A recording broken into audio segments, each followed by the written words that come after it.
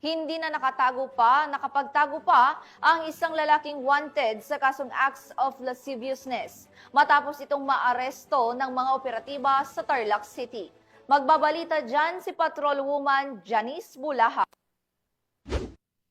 Arestado ng mga operatiba ng 1st Provincial Mobile Force Company ng Tarlac Police Provincial Office ang isang wanted person sa barangay Sepung, Calzada, Tarlac City.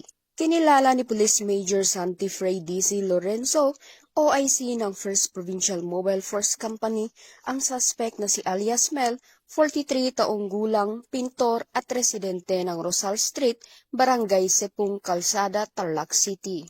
Matagumpay na isinagawa ang operasyon sa pangunguna ng tracker team ng 1st PMFC, katuwang ang Tarlac City Police Station, Provincial Intelligence Unit at Provincial Investigation and Detective Management Unit.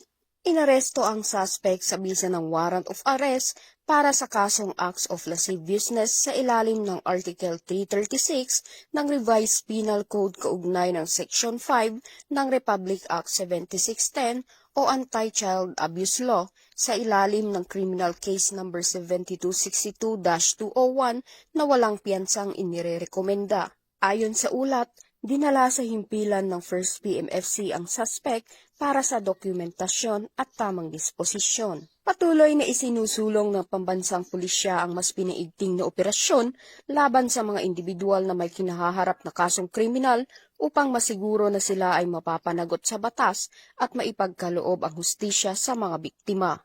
Mula dito sa Gitnang Luzon, ako ang inyong PNN correspondent, Patrolwoman Janice Bulahaw, alagad ng batas, tagataguyod ng Balitang Pulis.